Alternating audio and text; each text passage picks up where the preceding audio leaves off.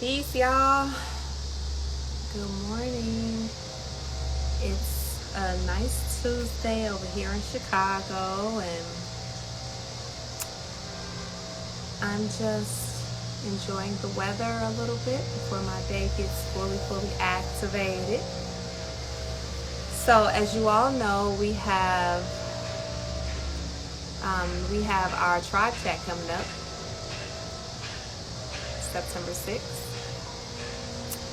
and we're going to be talking about the rhythms of homeschooling. So, what does homeschooling look like for different people? And we'd love for you guys to join us. So, nobody's on here right now, but I'm just saving this live, so I need to talk instead of actually just looking into the camera, right? Let's see.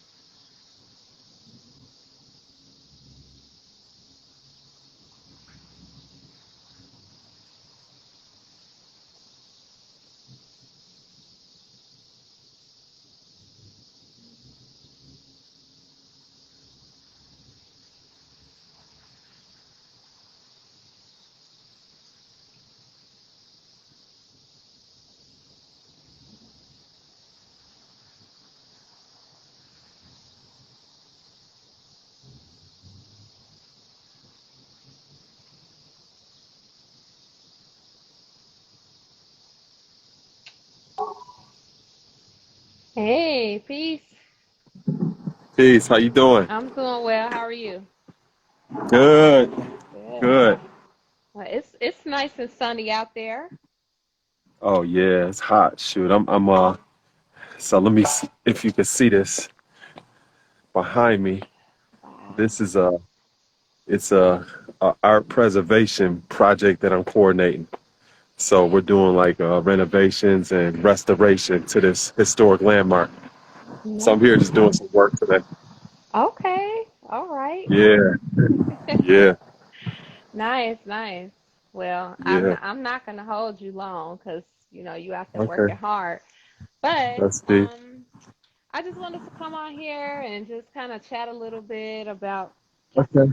school, homeschooling, and just kind of get your perspective on some things. You've been in the game for a long time, so Yeah. it's nice to learn from people who are, more experienced. Mhm. So I just got some questions. We could just, I'm gonna throw them out there, and you just tell me off the top of Okay. your head. All right. Okay. So, Cool. in the terms of school and children, what do you Mhm. prefer? School all year round or summer breaks? Mm. So my perspective of just education, period, is life is a school. Mm-hmm. So you're learning all the time. And even if it's not like a formal setting in school, there still should be some experiential activities going on during the summertime. So even if it looks like students are out of school on a summer break, there still should be experience where they're learning in some kind of capacity, Right. you know? So I definitely do think if you're talking about like a formal school setting that there should be like a summer break, but how are you investing that time? Because most of the time, regardless if students are moving on to another grade or not, in school, the first few months is getting students back acclimated to a classroom environment and refreshers on things that they may have learned at the tail end of last school year before you're even introducing them to something that's new, Right. you know? So So I think, definitely reading is a very, very important skill to invest in with students just throughout the summertime. Mhm. And I say all of that because students typically have what you call an academic slide during the summer. And Mhm. that's because they may not be having any academic enrichment or engagement throughout the summer. Right. And that's why you have that refresher or striving to acclimate them back to school once you get back into the new school year. Yeah. But so my perspective is, they should be learning all of the time, Right. because life is actually a classroom. Okay. Yeah. I Hmm. definitely agree with that. Over here at the tribe, we definitely learn all year round. So we take Hmm. our breaks, and it might be for like a week or two, and some of us go on vacation and all, but it's all Hmm. year round. It's no such thing as summer break. So there's no such thing as a summer slide. Exactly. Right. Exactly. Because life don't happen that way, Exactly. you know, Right. especially when children get older and they become entrepreneurs or they enter into the workforce. It ain't no summer breaks on that.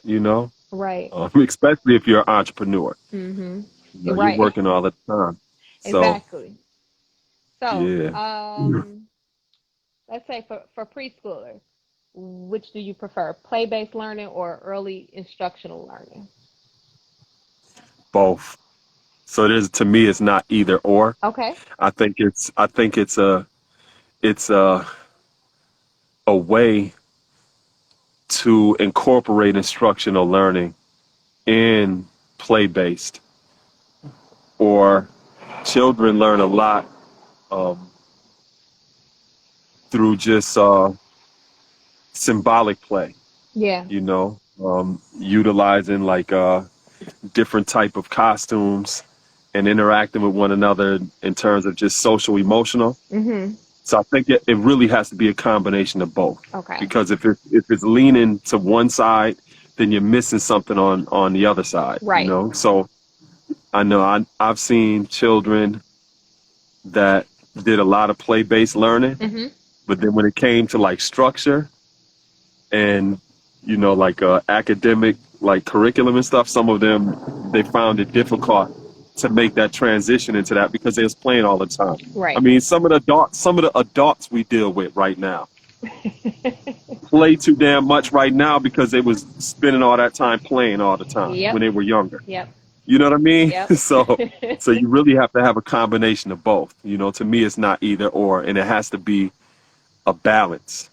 Yeah. It has to be a balance. But in terms of the play based, that is critical because you're dealing with the social emotional development, Right. which is vitally important. Especially with the growth of technology today, which is becoming more and more antisocial Mhm. and pushing people towards like a sedentary lifestyle where they're not really out active and engaging one another anymore. Right. You definitely have to encourage children to engage with one another and have that social emotional component to their growth and development, because that's something that's going to help them bring a lot of balance in terms of their homeostasis, mental state, Yeah. and just being able to compete in this world in terms of being global citizens and just developing relationships. It's a host of things that go along with just play, Yeah. you know? I Hmm. agree. Definitely. Hmm. Okay. So Yeah. another question. Do you Hmm. prefer multi-age groups or same age groups for learning? Hmm. So that is, I think that depends, Okay. because Hey neighbor. I'm good. in some ways it may work with having students that are the same age. I'm sorry, my neighbor was speaking to me. I'm Oh, outside okay. in the wilderness, but go ahead. Cool. Cool.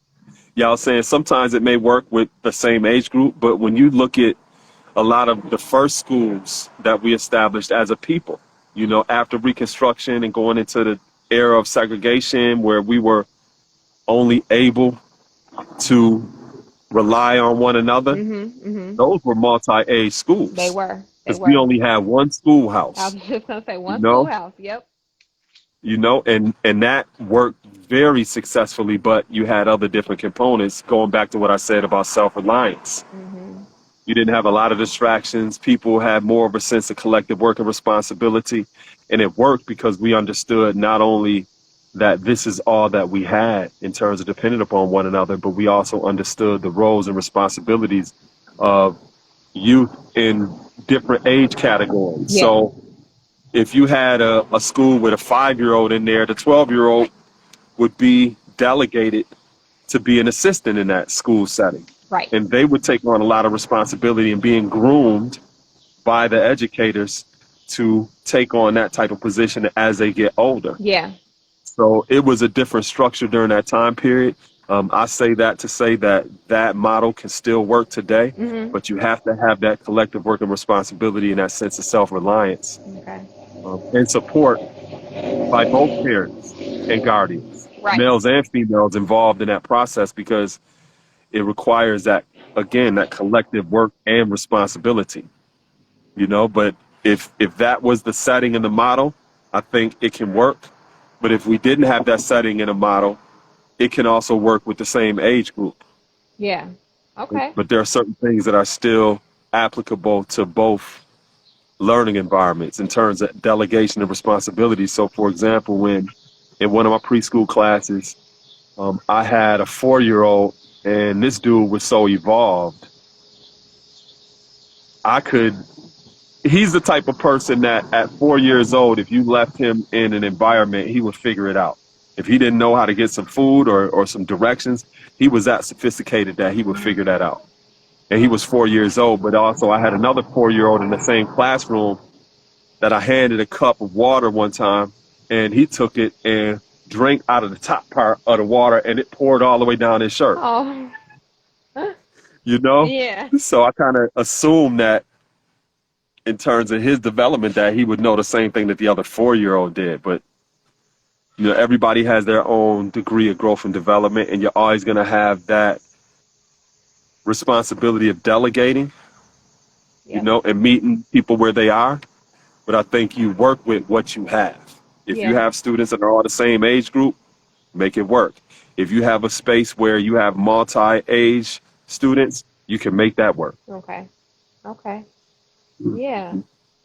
I appreciate that. We have multiple students here, different age groups. Mhm. Our oldest was Uh-huh. 10, and then Okay. our youngest was like 2. So the older children typically would assist the younger children, or like the older Uh-huh. siblings would assist the younger children with like toilet training and washing hands and just Yeah. serving, or even sometimes teaching. I know my daughter personally, Mm-hmm.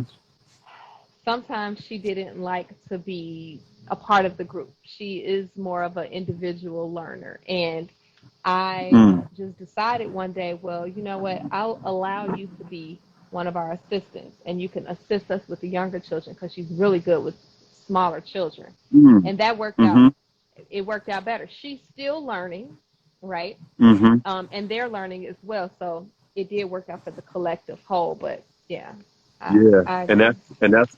that's excellent too, because that's really simulating a community. Hmm.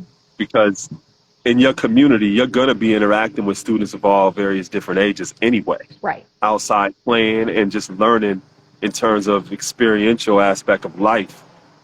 And it's great to be able to simulate that in a more controlled environment where you're able to kind of set their learning on a certain type of trajectory, because Hmm. now once they go out into the community, they have a sense of how to interact with other youth of different age groups and what to expect from them. Right.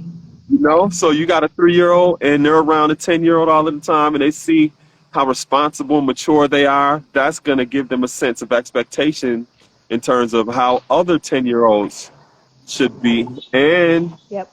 warning signs when you don't see 10-year-olds who are being that mature and responsible. Yeah. Kind of indirectly teaches them like, well, you may need to stay away from them because they're not really doing the right thing. Hmm. So instead of telling them the rights and wrongs, all of the time, it's good to be able to communicate that, but you're modeling it, Right. Right. You just you kind of know? like shaping that environment for them to just naturally exist in that way. Yeah. Yep. I Yep. feel that. Yeah. Okay. Yeah. So speaking of, just children in general, do you have any helpful tips for any parents that are looking into getting into like guiding or teaching their own children?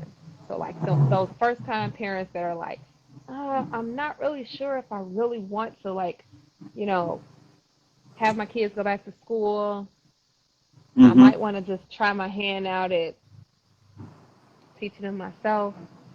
As an educator, what are some things that parents need to know, like some really key things? I think the first thing to understand is that as a parent and a guardian, you are the primary source of your children's education, Hmm. and you have the power to set them on that educational trajectory. Right. Even if you don't like the way certain things are being done in like a public school setting, Hmm. you still have authority and control to set their educational trajectory in a certain type of way. Yeah. You're the parent and the guardian. A lot of times, parents and guardians may not think that they have that authority or power to be able to say, no, I want my child in that class, Right. or no, that's not working for them. I think that this would be better for them. Right. You have the ability to make those type of decisions. So in addition to recognizing that you have that power and authority as a parent or guardian, it's also important to educate yourself, to Okay. know what your rights are as a parent and guardian Mm.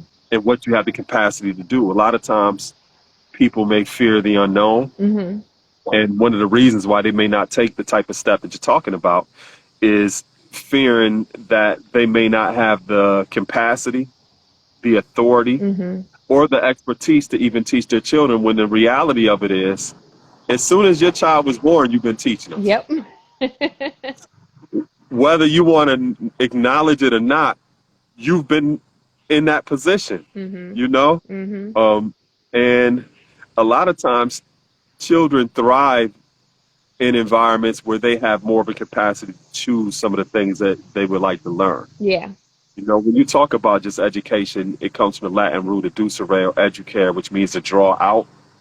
And a lot of times the school environments that we see are not designed to really educate children, which means to draw out of them what's present and to help bring some balance to the things that they do naturally and do well Yeah. with the things that they struggle with. Right. So you have unique teachers that understand that and they're invested in children in that way. But you have a lot who are just there for a paycheck. Hmm. They don't really care about educating children, and they're just cramming a bunch of information down their throat and expecting them to regurgitate it and to get quizzed or tested on how well they're able to regurgitate that information. They're not really learning anything about themselves in terms of knowledge of themselves, Right. you know? So number one, it's important for parents and guardians to know that you were, by being a parent and a guardian, you were given the authority and the power to set your children's education on a certain type of trajectory, Right. directly and indirectly, by modeling what we set as expectations in terms of education. So that's not something that someone can give us. We Hmm. were born, that's innate. We're Right. born with that authority. Next, parents and guardians have to educate themselves in terms of what they can actually do in terms of that trajectory. And that's what's important in terms of the work you're doing out there in Chicago with the tribe, that this is a grassroots organization and there are people working in that space that are educated and consistently learning more about how to navigate these spaces in terms of setting our children on that academic trajectory. Right. So education is not just only the book component of it, or going to certain organizations and institutions, getting resources in terms of law, Hmm. Hmm. expectations, you know, what you can do and what you can't do, but also getting in contact with these grassroots organizations such as the one that you're working with, Right. to know this landscape, because the map is different than the terrain. Hmm. Learning stuff in the books and the laws and stuff, that's learning what the map looks like. Yep. But that's totally different than the terrain and the experience that works in conjunction with that map. Right. And that's what, you know, you're able to provide in terms of the actual landscape and the experience. And this is what I know Yeah. from experience. And that's things that sometimes you won't learn in a book or watching YouTube videos or someone that is a so and so expert on Instagram. Right, Get right. with people in your community that are actually doing the work, Mhm. Mhm. because not only does that eliminate a lot of the unknowns, but it helps build confidence and esteem in your ability to actually do this type of work, because now you lessen the threat of the unknown. Yeah. There's less fear now because, okay, I'm a little bit familiar now with the map and the landscape, and you have support. Right. Right. And that's important. Somebody that you can go to know more about the landscape and to be able to get greater insight into the choices that you want to make in the best interest of your child's education. So, in other words, it's saying knowledge and wisdom. Right. Knowledge is the foundation Mhm. in terms of knowing what you have the ability and the inability to do, just maybe individually. You may Mhm. need support, Mhm. but also wisdom in terms of linking with those grassroots organizations who are experienced and doing the actual work, because that knowledge and wisdom helps lead to a greater understanding and seeing this future for your children for what it is and not what you may have feared it to be or what you may Yeah. have assumed or expected it to be. You Right. have the knowledge and wisdom now. Yeah. Okay. That's what's Mm-hmm. up. Thank you. So can you Mm-hmm. tell us, I'm not going to hold you all day, but can you just tell, we have a couple people that's been, interacting with us. Can you just tell us a little bit more about your school? You're doing a lot out there in Niagara Falls, and you got quite a Yeah. few different programs. And so Yeah. can you just give us like a nice little synopsis of what's going on over there? Yeah. So like I was mentioning earlier, one of the things that I'm doing, I'm a project coordinator for our national heritage area here in Niagara Falls, and what I do is I coordinate art preservation projects, historic projects, things along those lines, and I connect our organization to our community in terms of making sure that we are involved in every single one of these projects, because it builds that sense of ownership, place, Right. voice, and confidence. And it also sets a foundation for future economic development because you have the community involved. So let me give you a sense of one of the projects. So this right here, this is one project, and it is a Beautiful. spectacular work of art by a self-taught carpenter and artist by the name of Isaiah Robertson that passed recently. And this property was gifted to our organization, and we're in the process of beautifying and restoring the art, which is hundreds of pieces of art. He believed that he was inspired by God to create this space, and Hmm. every single thing that you see on this has a symbolic meaning. Wow. It had some biblical meaning to it. And he felt as though he was inspired by God. He invested his entire life savings into this project. So we're making sure that we restore this site. We're doing renovations on it right now. We're turning it into a community space. Hmm. So if community members wanted to have a baby shower in this space, or they're launching a new business or something, they can utilize this space because it belongs to the community. Right. We're also building it out as a tourist attraction because it already was. Okay. People from around the world come here to actually look at this site, but creating content so that when visitors come here, they can engage this site and learn more about the artist that created this site and the importance of preserving projects like this. So that's just one thing that I'm doing. There's other different projects that I work on within the city. I'm a human rights commissioner for the city of Niagara Falls, so I also look out for the best interests of the human family that's here in terms of laws related to their human rights. Okay. I'm an educator in the district, so I work with students in second grade and sixth grade that have learning disabilities. And my background is early childhood education, so I taught pre-K for a while. And over the last couple of years, I acquired a property that I'm actually renovating into an early childhood learning center called the Atlantis School for Gifted Youngsters. So right now, in terms of the process of that project, I'm just getting it prepared for my fire and safety inspection.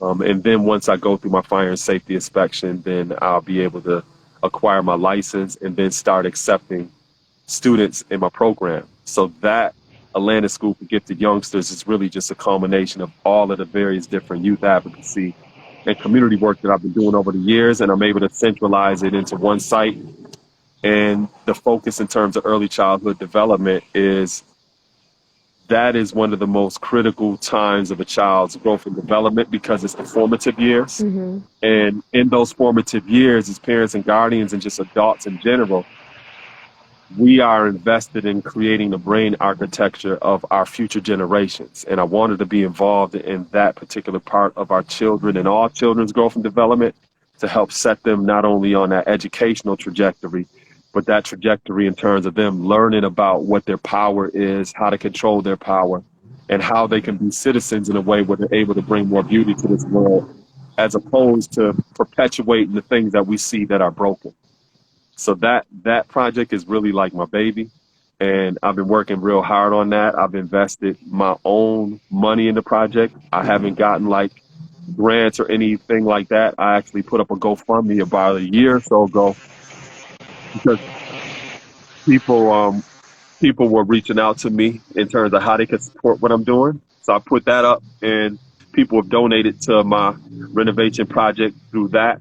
But for the most part, I've just invested all of the things that I work for in that property itself. So it's a property that I actually acquired through my community development department here in the city. Mm-hmm. So I own it myself. I don't pay mortgage or nothing like that. I paid all of the taxes on it, and I just essentially pay utilities on it. One of the other things about the project is just recently I was notified by New York State that I was awarded early childhood desert grant. Now in New York State, 60% of the state of New York is considered an early childhood learning desert. Wow.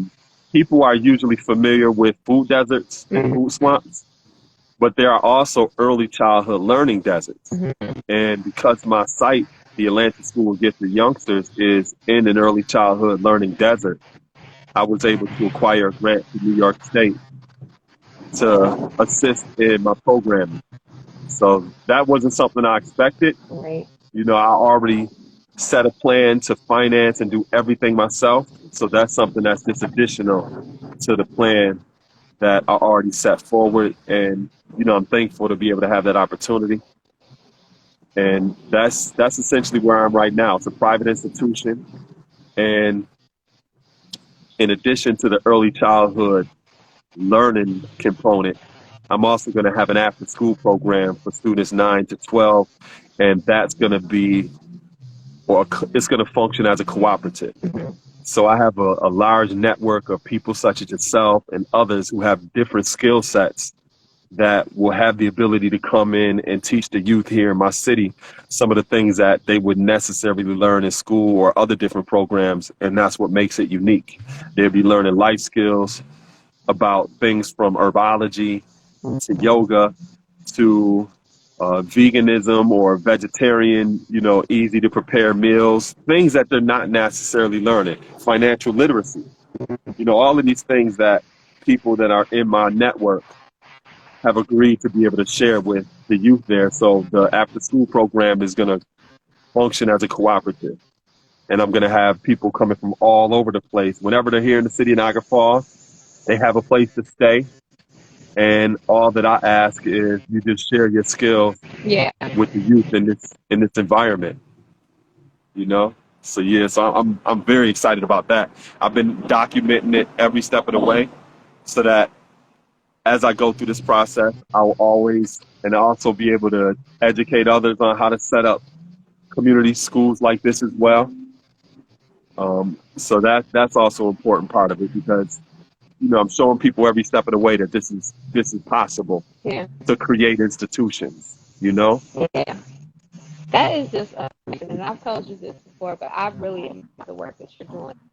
I can't wait to build more, connect even more, because here at the tribe, we're trying to do the things you've already done. So it's great to see that we have somebody who's dedicated, just as willing to extend and reach out to the community. Yeah. And like I told you, with that grant, I can allocate funding towards training for staff development, and various different other things. And because of our relationship that's something that we're going to do in the future collaboratively in Hmm. terms of being able to connect with the tribe and things that you're able to do here in this space, even if it's just virtually, Right. something that you can add on. And that reciprocation allows me to connect my institution with your institution out there. And that's really the larger vision, to be able to connect and build these type of bonds and relationships and strategic partnerships with other different institutions that are doing similar work around this country, so that we can create this type of network of freedom, because that's essentially what it is. It's a sense of freedom, so that our youth are growing and learning that life is really about being purposeful Mm. and doing what you love to do, and making sure that it's something that can contribute to this world. And like I just said a short time ago, to bring more beauty to this world, as opposed to just perpetuating the things that we see that's broken. Right. Right. You know? That's the goal.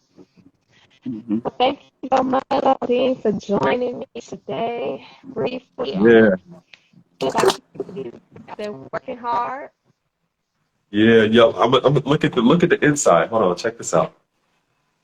Wow. Oh my goodness, it's intricate. Yes, this dude, he never stopped creating art. You That is beautiful. know? It's just like a reflection of his life. I mean, that's his life, right there where we're standing.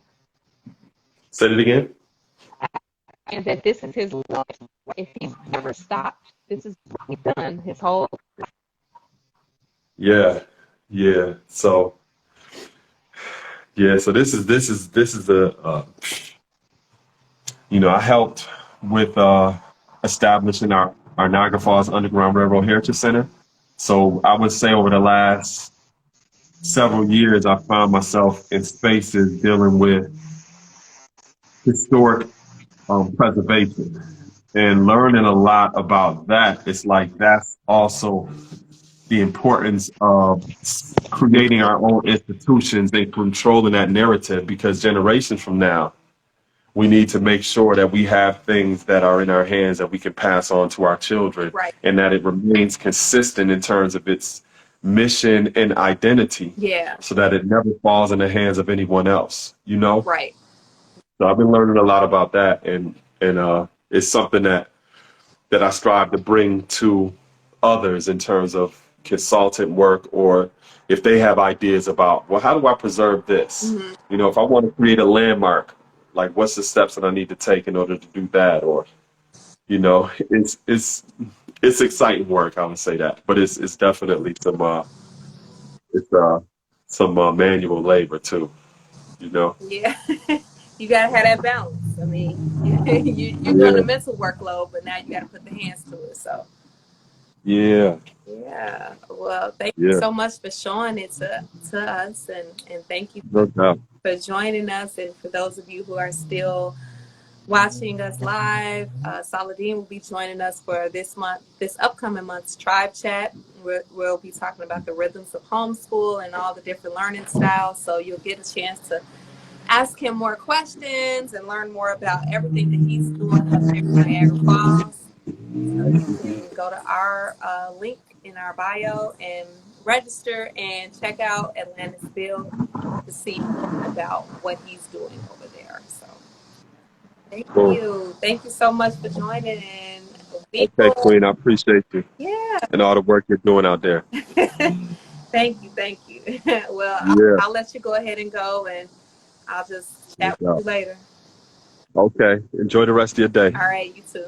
All right, Peace, Queen. everybody. Peace.